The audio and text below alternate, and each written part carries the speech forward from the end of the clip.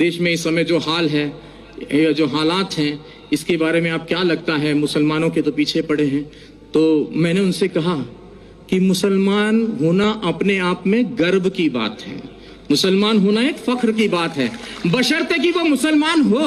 और मुसलमान से मतलब है मेरा मुकम्मल ईमान वाला, और मुकम्मल ईमान वाला कोई भी हो सकता है, फिर वो चाहे मुस्लिम हो, चाहे सिख हो, चाहे ईसाई हो, या मेरी तरह सनातन धर्म वाला एक मामूली सा अदना सा इंसान हो।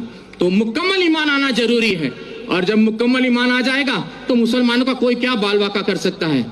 कहते हैं कि नूरे हक शमे इलाही को बुझा सकता है कौन, जिसका हामी हो खुदा उसको मिटा सकता है कौन। ना तलवार की धार से, ना गोलियों की बौछार से, रब का बंदा डरता है तो सिर्फ परवरदिगार से, और आपको किसी से डरने की कोई जरूरत नहीं है।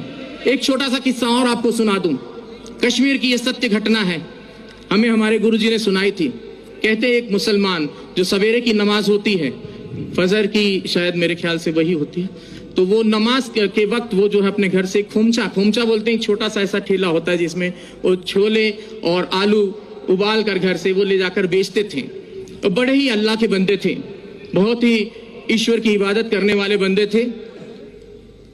तो वो खोमचा बेचते थे और अल्लाह अल्लाह करते रहते थे। जो आता था उनको जो भी पैसा देता था वो उस पैसे को लेकर वो वहां खत्म कर देते थे मामला। तो वो खोमचा चला लेते थे और दे देते थे किसी को, और कोई भी उनको, अब ऐसे भी लोग थे उस भीड़ में जो उनको खोटा सिक्का देकर चले जाते थे, और वो अल्लाह अल्लाह करने वाले व्यक्ति, उनका ध्यान सिक्के पर ना होकर अपने अल्लाह पर रहता था। ऐसे काफी दिन गुजर गए। एक दिन वो अपने घर पहुंचे तो उन्होंने अपनी पत्नी से कहा कि भाई आज तुमने हमारे छोले और आलू जो खोमचा बनाती थी वो बनाया नहीं। तो बोले कि आज दुकानदार ने सामान नहीं दिया, सौदा नहीं दिया। बोले क्यों? बोले जितने भी सिक्के इकट्ठा किए हैं आपने, ये सारे खोटे सिक्के हैं। बोले हाय अल्लाह। वो वहीं चुपचाप बैठ गए उस ईश्वर की इबादत में कि बोले हे या अल्लाह, ये खोटा सिक्का तेरी दुनिया में तो नहीं चला, क्या मेरे जैसा खोटा सिक्का तुझे कबूल होगा? तो उसने उसी वक्त वहां पर एक नूर प्रकट हुआ और आवाज आई कि उस थैली में हाथ डालकर देख। और जब उसने थैली में हाथ डालकर देखा तो वो सारे खोटे सिक्के सोने की अशर्फियों में तब्दील हो गए थे। तो मुसलमान ऐसा होता है जो किसी खोटे सिक्के को भी हाथ लगा दे तो सोने की अशर्फी में तब्दील कर दे। तो इस चीज का ख्याल रखना चाहिए। मुसलमान को किसी से घबराने की जरूरत नहीं है।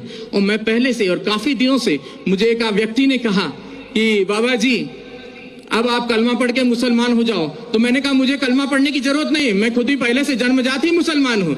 और मुसलमान का मतलब यह नहीं कि कलमा पढ़कर ही हो सकता है, मुकम्मल ईमान कहीं भी आ सकता है, चाहे वो हिंदू में आए, चाहे मुस्लिम में आए, चाहे सिख में आए, चाहे